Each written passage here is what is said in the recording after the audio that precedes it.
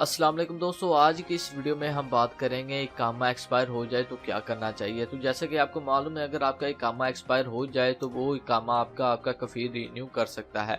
तो अगर आपका कफ़ील ही आपका इकामा रीन्यू नहीं कर रहा तो इस सूरत में आपको क्या करना चाहिए। और काफ़ी ज़्यादा भाई मैसेज कर रहे हैं और वो नकल कफ़ाले का भी पूछ रहे हैं, तो वो तरीकाकार मैं आपको बताता हूँ कि अगर आपका इकामा एक्सपायर हो जाए इस सूरत में आपको क्या करना चाहिए। तो दोस्तों, वीडियो का आगाज़ करने से पहले आपसे ये रिक्वेस्ट है कि अगर आप चैनल पर न्यू है तो चैनल को लाजमी से सब्सक्राइब कर दें, साथ ही बेल आइकन को ऑन कर दें। इससे ये होगा जब भी कोई भी मैं न्यू वीडियो अपलोड करूंगा तो उसकी इन्फॉर्मेशन सबसे पहले आप दोस्तों को मिल जाएगी।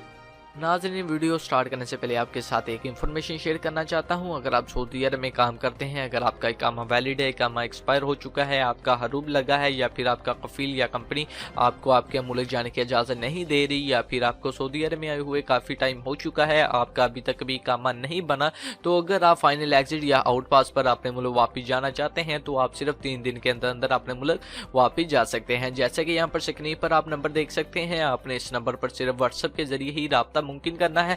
तो व्हाट्सएप पर जब आप राब्ता करेंगे तो आपने इन्हें बताना है कि मेरा ये मसला मसाइल है, तो ये आपका खरूज लगा कर एम्बेसी के जरिए सिर्फ 3 दिन के अंदर अंदर आपको आपके मुल्क वापस भेज देंगे। बेशक आप इंडिया से हैं, पाकिस्तान से, बांग्लादेश से, श्रीलंका से या फिर नेपाल से हैं, तो आपका काम 100% शर्तिया होगा और सिर्फ 3 दिन के अंदर अंदर आपको आपके मुल्क वापस भेज दिया जाएगा।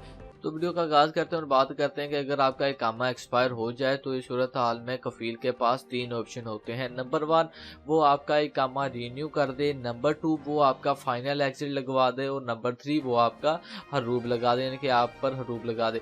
तो अगर वो तीनों में से कोई भी ऑप्शन इख्तियार नहीं करता तो इस सूरत में आपके पास सिर्फ एक ही रास्ता है, वो है जवाज़ात और मकतबुल अमल में का।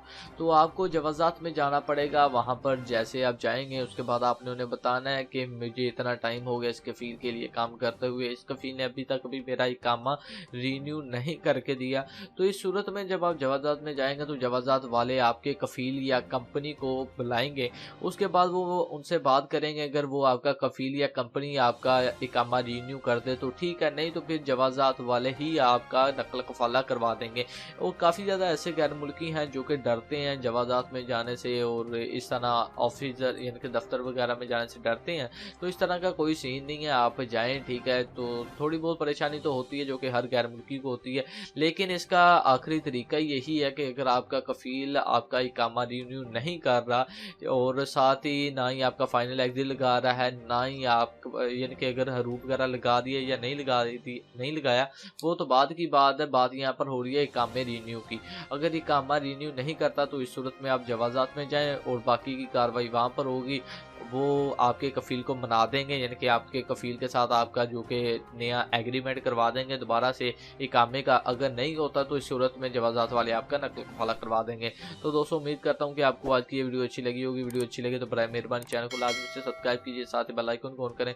तो मिलते हैं किसी नेक्स्ट वीडियो में। अपना ख्याल रखें, मुझे दुआ में याद रखें। अल्लाह हाफिज़।